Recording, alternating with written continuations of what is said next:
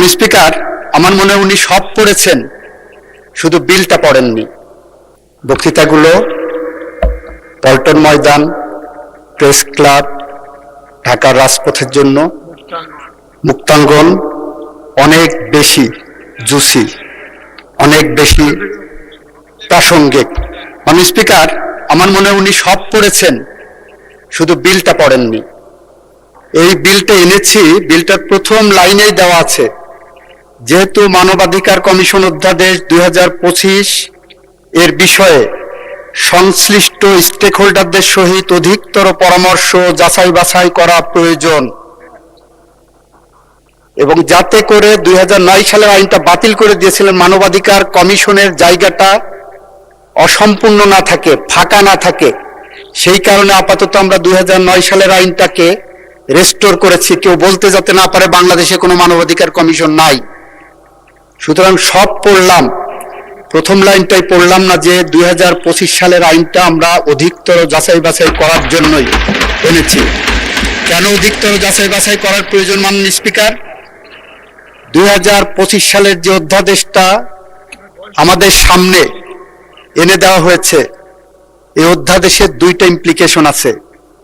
একটা ইমপ্লিকেশন হলো, আমরা যখন কোনো আইন করি, কোনো অ্যাকশন নেই, কোনো অ্যাক্ট করি, সেটা যদি এমন হয় যে এটা করেছি উইথ অ্যান আলটেরিয়র মোটিভ, এটা যদি এমন হয় যে এটা করেছি উইথ এ ম্যালাফাইডি মোটিভ, যদি এমন হয় যে বিএনপি ক্ষমতায় আসবে, তাকে কোনোভাবেই কাজ করতে দেওয়া হবে না, সেরকম উদ্দেশ্য যদি থাকে, সে ধরনের উদ্দেশ্যপূর্ণ আইন, আইনের ভাষায় বলছি, জুডিশিয়াল রিভিউয়ের ভাষায় বলছি, কনস্টিটিউশনাল ল এর একজন ছাত্র হিসেবে বলছি, that law is a void of initial law. মানে স্পিকার, মানবাধিকার কমিশন অধ্যাদেশ যেটা আনা হয়েছে 2025 সালের, সেই 25 সালের অধ্যাদেশের 16 ধারাটা যদি একটু কেউ ভালো করে পড়েন, তাহলে দেখবেন এটা ভিকটিমের জন্য আরেকটি মানবাধিকার লঙ্ঘনের সমান। সেটা আমি আপনাদেরকে একটু পার্লামেন্টের সামনে বলছি। মাননীয় স্পিকার, এখানে বলা আছে মানবাধিকার কমিশন দুইভাবে মানবাধিকার ভায়োলেশনের একটা বিষয় টেক আপ করতে পারবেন। একটা সুমোটো পারবেন, আর একটা কারো কমপ্লেনের বেসিসে পারবেন। ভালো কথা, পারলেন কমপ্লেনের বেসিসে নেওয়ার পরে কতদিনের মধ্যে এটা অনুসন্ধান বা তদন্তে পাঠাবেন তার কোনো গাইডলাইন নাই। তারপরে বললেন যেদিন পাঠাবেন সেদিন থেকে 30 দিনের মধ্যে একটা অনুসন্ধান হবে, অথবা তদন্তে সরাসরি পাঠাবেন।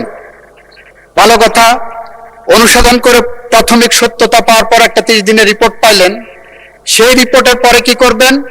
মানবাধিকার সংস্থা আবার একটা তদন্ত করবেন। কতদিনের মধ্যে তদন্ত করবেন সেটার গাইডলাইন নাই। ভালো কথা, আর একটা রিপোর্ট নিলেন 2 মাস পরে, সেটাও ভালো কথা।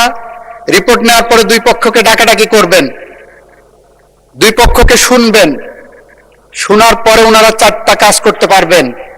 নাম্বার 1, জরিমানা করতে পারবেন। কিন্তু জরিমানা কত টাকা হবে, কিভাবে রিলাইজ হবে, কোন আইনে হবে, তার কোনো গাইডলাইন এখানে দেওয়া নেই, আইনে বিধান নাই।